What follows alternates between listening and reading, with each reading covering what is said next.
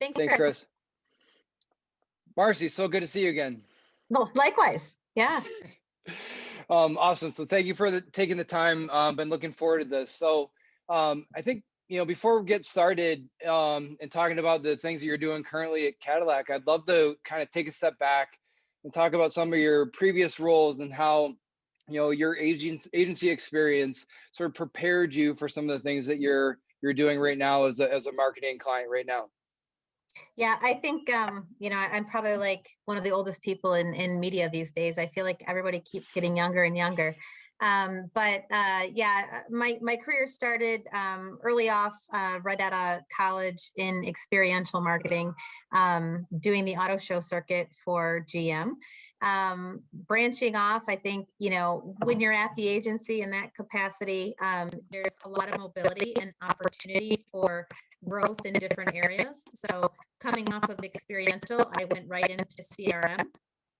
While in the CRM space, back then, things were starting to, this digital buzz was really starting to build up, and there was a new digital agency in town called Digitas. So I hopped over there quickly to just be a part of kind of the new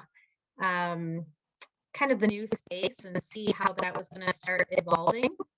And I don't know if you can hear me okay. I think I might be having some sound quality issues here. After being at Digitas for a while and doing all things interactive, I eventually ended up going over to another OEM. I'm going to dial back in really quick. Can you hear me okay, Jason? I can. There's a little bit of feedback. Okay. It says try dialing in next to the mute button. You click dial in. Okay, so let me see that really quick. Okay. Sorry about that. Does this help at all? That's better. That is better. Okay, great. So after my agency days, while I was at Digitas, actually, I had the opportunity in that role to have a little bit of a client look as well as being agency side, as I was a contract employee for GM. So it gave me really good perspective on the agency side. You really have this opportunity to be a part of all the strategic thinking and the brainstorming sessions. And, that's really where you kind of dig in and get your hands dirty on all the real problem solving, right? That kind of comes to from marketing. When I was in the Digitas role, it gave me a look of the other side and just the client side and the different, the way that you're briefing an agency in order to get the outcomes that you need from a business perspective. So it was a really nice transitional role for me. Eventually joining FCA and managing really great brands like Chrysler and Jeep, and having really great support to do things like a job share. My boss really supported me and kind of moved around, starting there in a digital media capacity, and 6 months later getting moved into a more traditional media role, which ultimately landed me here at Cadillac and starting in media. But then now in my current role, I'm managing media, CRM, and digital. So it's kind of like this nice culmination of my whole history. And I think having the agency experience to understand how those processes work, and translating that into a client role, and how to make sure that you're asking for the right things and getting what you need out of your agency teams. There goes my husband.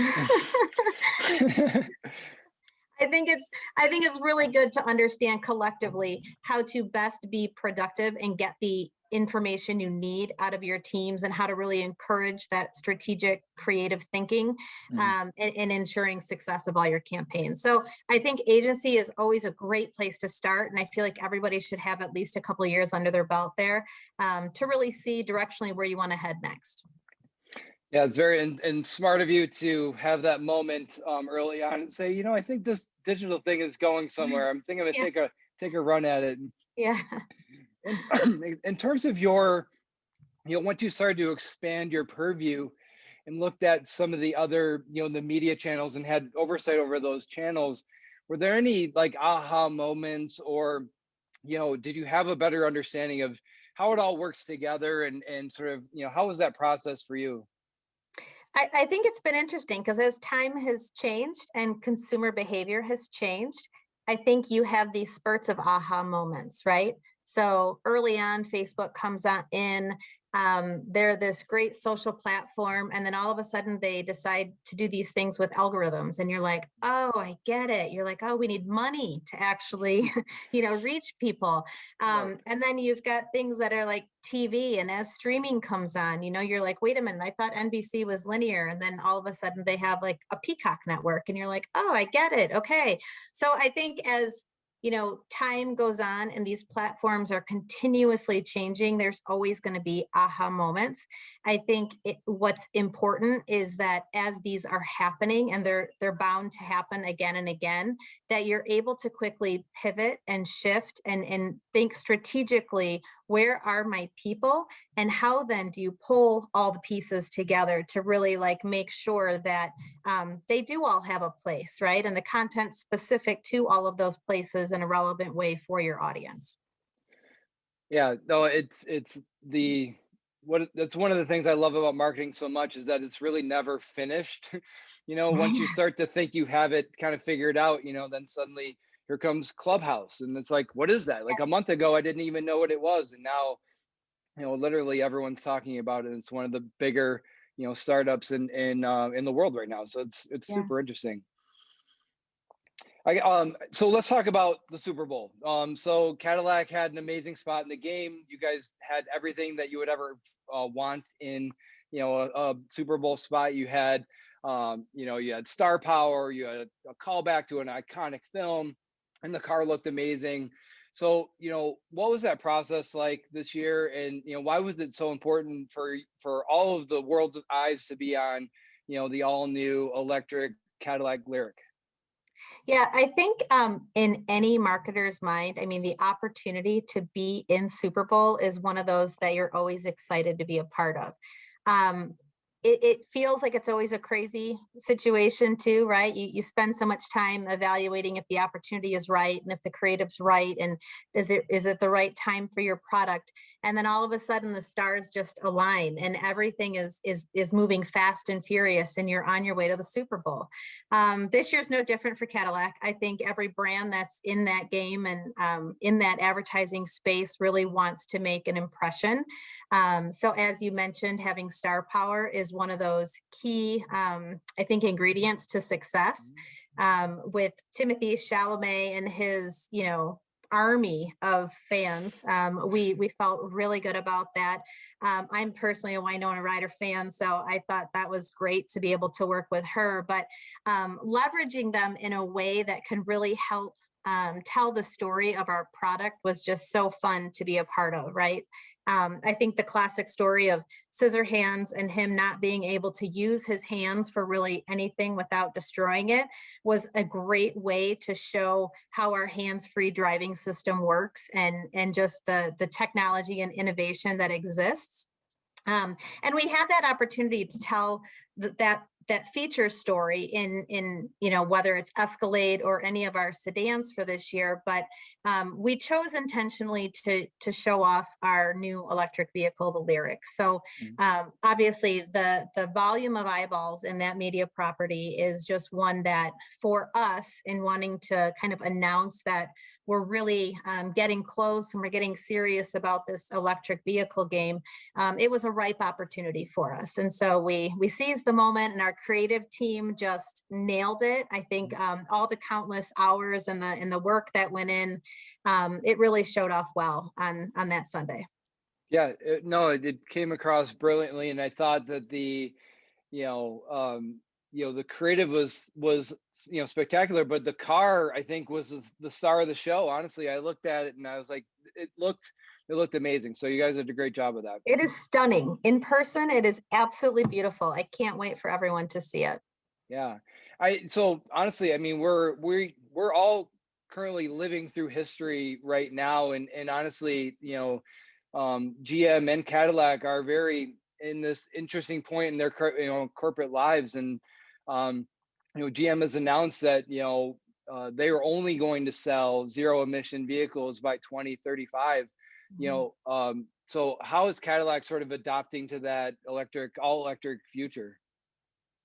It is, you are right. It is a very exciting time because of all of that. I think there's a lot of education needed around all fronts. So, from a Cadillac perspective, I mean, literally looking at everything different, right? Mm, It's what are the consumer expectations and how do we deliver on that from a marketing perspective, from a digital experience perspective, the way that these vehicles integrate so seamlessly into our apps and all the information that's available. I think on our websites, the tools that are going to be needed to help you understand the technology and how easy it is to use, all of it. I mean, we mm, literally have to look at everything.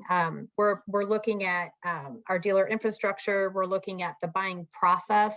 Um, just making sure our dealers are fully ready, the service areas are ready, because there's mm, a whole world that this opens up of newness for everybody. So I think as we look at every corner of this business and really make sure that we're prepared for this journey that we're about to mm, enter into, it's been a really good educational process for everyone. And I think, we have to start from the inside and grow out. And so I think that's where we're at right now. And we are mm. sitting in a very good spot to bring these vehicles to market and ensure that everybody is up to speed on, how everything works and the benefits of all the products that are to come in the years.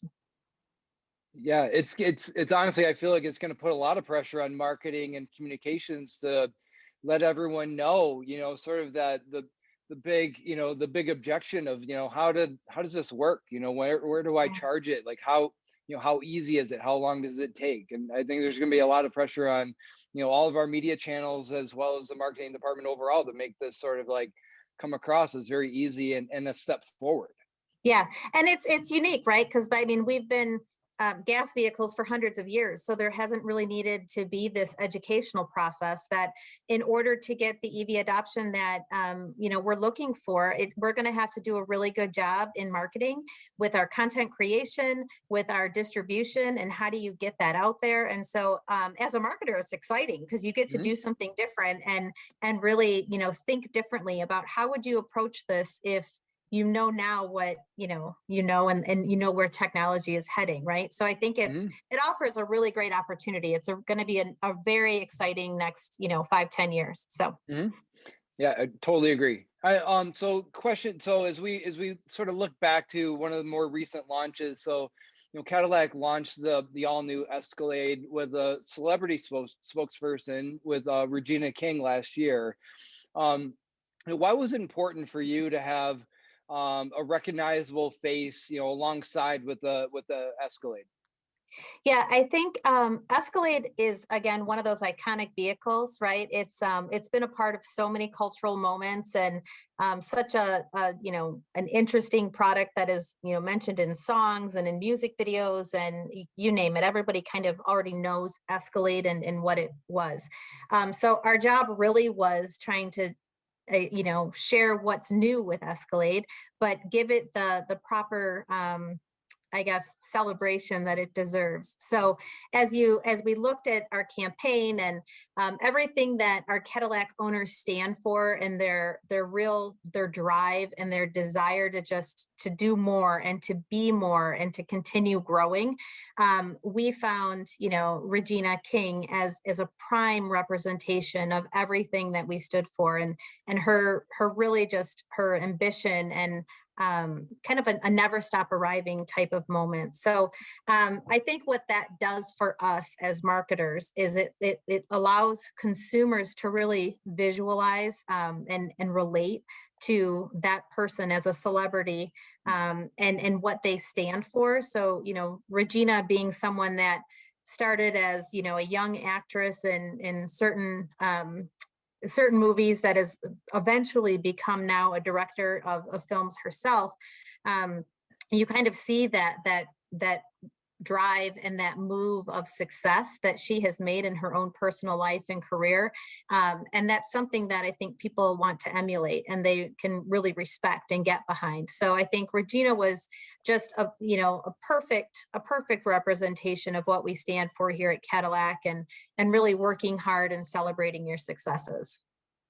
Yeah, I love that. That makes perfect sense, and it really ladders into the next part of the conversation, which is sort of more influencer marketing. And I know, Mhm. Cadillac is walked into influencer marketing in different levels, and I would argue that Regina is one of the more dominant influencers in the world. And honestly, what are the benefits that you see as leveraging influencer marketing to enhance your sort of social media marketing, your overall marketing? I think the one thing that influencers offer us is kind of a different perspective. I think sometimes we get too close to the business. We can tell customers what we think they want to know.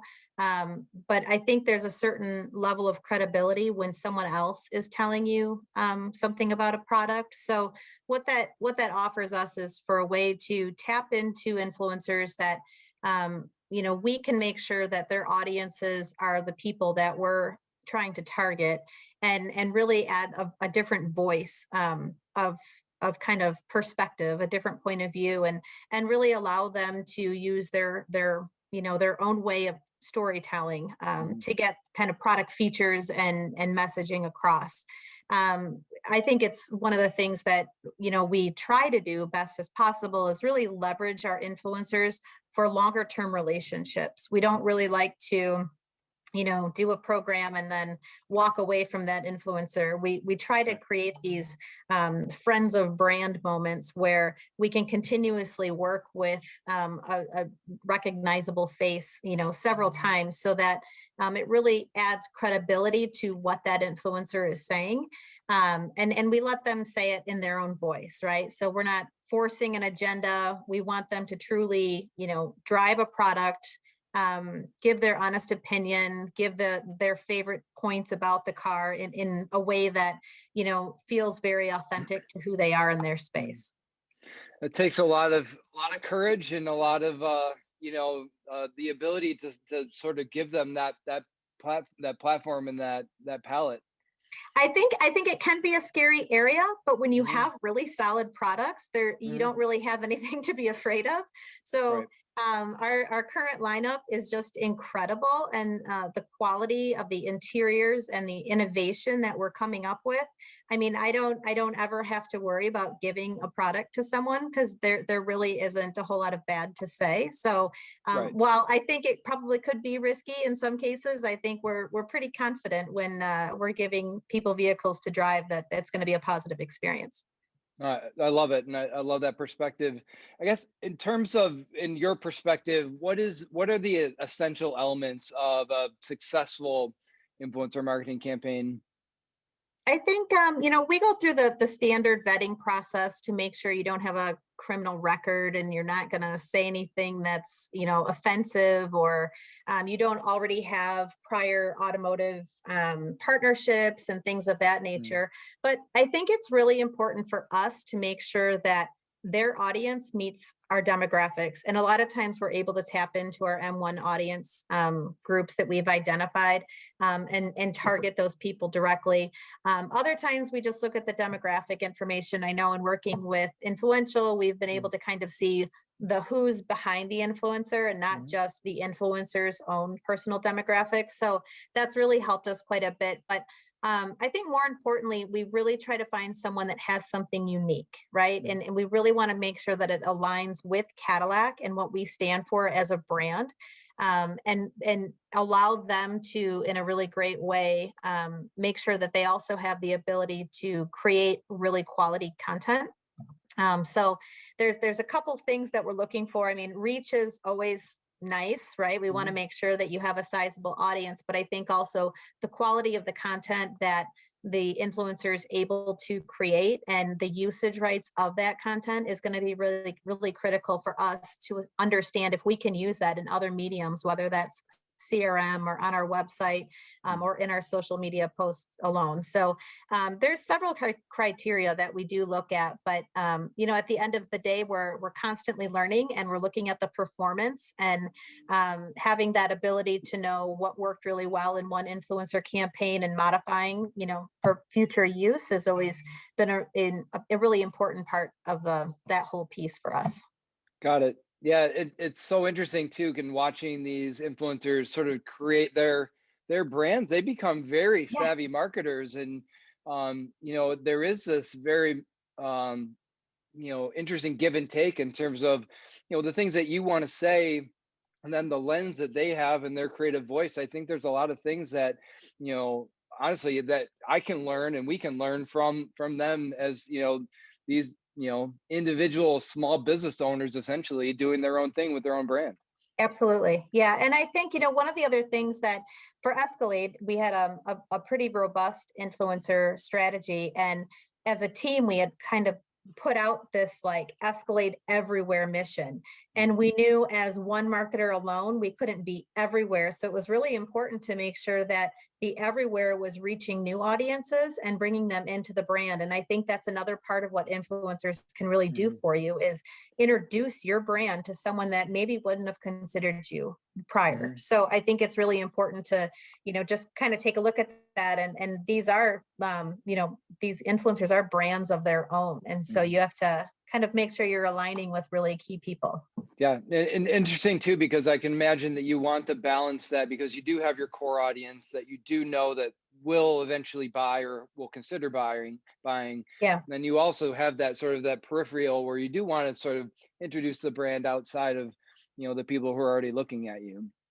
Yeah, absolutely. I mean, you want to stay true to who you are as a brand, but also find the right combination of influencers that can help bring new people in, right? So you don't Yeah. want to skew too far from who you are and your true identity to get that new reach. Mhm. But it is a fine mix of a little bit of everything. Yeah, makes sense. I In terms of your perspective on the space, do you see influencers as being primarily an upper funnel launch kind of a thing, or do you see the opportunities to work down the funnel, and sort of, introduce the brand and let the influencers sort of pull some of those marketing levers at the mid and even potentially at the lower funnel? Yeah, no, we actually look at influencers as having a key piece to the whole funnel. I think obviously there's large reaching influencers for those awareness moments, but as you start getting into specific features and daily use and certain aspects of the vehicle, it's really important to have somebody else's credibility to help move that consideration and opinion of the brand. So I think it's no different than if you were to go down the street and talk to your neighbor about his truck or whatever he has, Mhm. right? You're going to say, hey, what do you think? It's bringing that but to a larger scale audience, so it's not just one neighbor, right? Your neighbor might be the influencer, but able to reach out to many audiences at once, kind of giving Mhm. that opinion and advice of what they think of a product. So I think that that really helps with the consideration and ultimately purchase decisions that people have to make. That's great to hear, and it feels honestly it's very progressive because I do see, a lot of interest at the, higher end of the funnel, and Yeah. I think that there's a lot of conversations and a lot of interest, but it's good to hear that you're already considering it down, down that middle and lower funnel part of the process. Mhm. I guess, before we sort of open up the conversation to questions, I guess I would love to know and hear from you. I'm sure that there's some uh, some future Marcie Perez's out there in the audiences today. I'd love to hear just a piece of advice maybe that you would give your younger self, as you're starting in the business.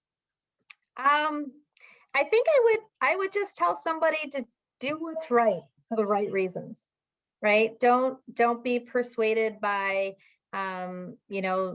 the celebrityism that can come with some of these jobs, or don't expect a bonus because you did well. Like someone picked you to be on their team, and I think it's really important that no matter what that team is, no matter what that role is, that you're always making the right decision for the right reasons, for the whether that's for business and success of the program.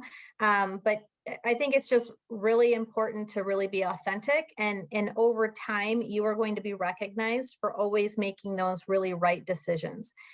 So stay true to who you are, and just keep thinking through the process. Don't be quick to just jump into something. I love that advice, and something that I think applies to someone who's 20 days into their career and someone who's 20 years into their career. So Yeah. I love that. I guess, and one more thing before we open up to the questions what's like one thing that's on your calendar, or what's on your goal list, whether it's a personal thing or a professional thing? What's one thing that you've got circled that you want to do this year? Well, I think professionally, I can't wait to share our new electric vehicle with you guys. As we get ready here to show a production vehicle, I think it's just going to be so exciting to see consumer reaction and start getting people into the seats of that car. I think personally, I'm really looking forward to my kids getting back to school full time, and also going back to the office and seeing colleagues and working in a collaborative environment again. So hopefully the stars align and all of that can happen. But keep chugging along here at home for now. Yeah, I love it. And check.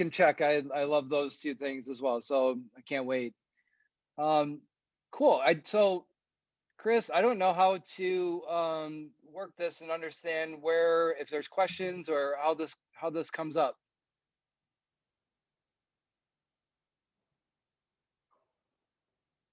Maybe. I think there's a hand raise function. I don't know if we're able to see it or if brand innovators have to. Maybe they have to unlock it.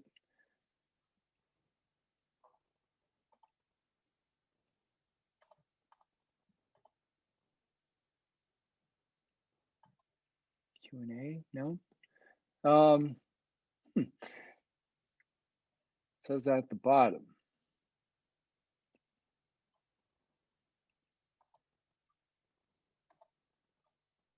So right in the middle, there's like the little bubbles that say Q&A. I don't know if there are any questions out there right now. 2 window boxes. Yeah, unfortunately, I do not see what they're talking about.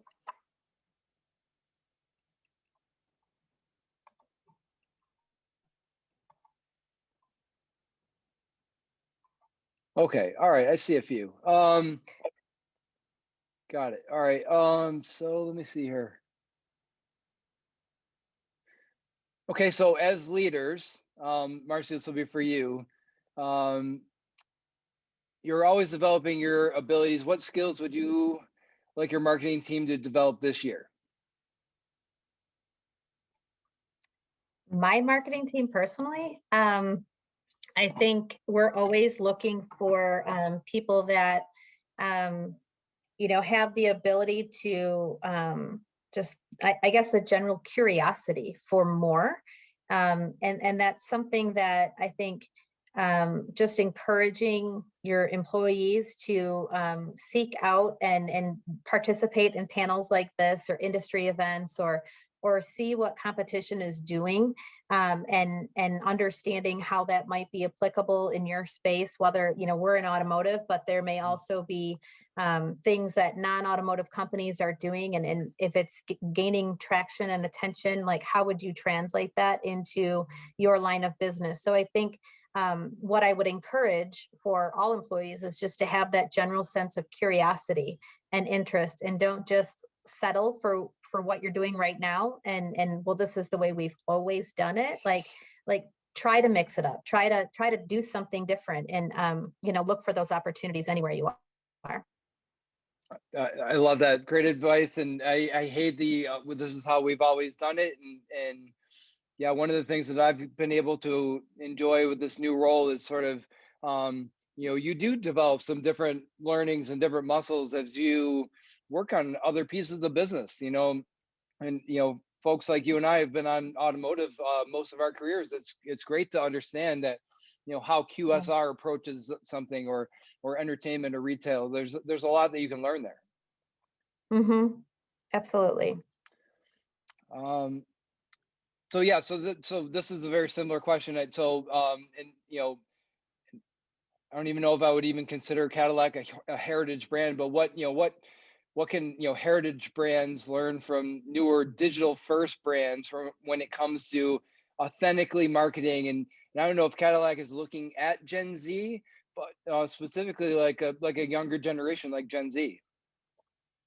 So I think, it's an interesting question. We talk about this a lot internally, and while we do have a rich history, the common thread that we continue to push for is quality and making our customers feel special. And I think that that's something that no matter how old your brand is, if you have something that you're really rooted in, and for us, it's luxury automotive, and making sure that everything that we do is going to deliver on, quality of satisfaction, and kind of that the attention to detail and surprise and delights, right? That you wouldn't expect, but a luxury customer does. And I think, you can look back as far as you want, and Cadillac's always kind of stood for that. So, as we evolve into electric, into new technologies, those definitions of the refinements and the detail and the surprises that delight our customers, those just change, but the expectation is that they're still going to be there.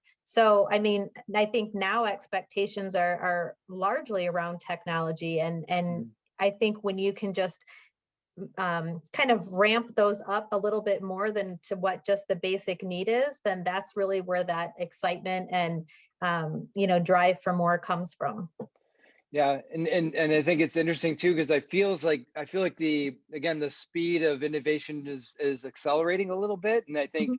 you know, earlier on, just a few years ago, we really looked at, Facebook and Instagram, um, very cautiously, and then suddenly it became very, stable marketing channels, and then suddenly Snapchat, and then now, you know, suddenly TikTok, and then, even some of that is like, okay, some of that like, TikTok is like, if you're not already on it, you're kind of behind, so some of Yeah. that is like, now we should be looking at, Clubhouse and some of the other things, because again, it is, accelerating more rapidly.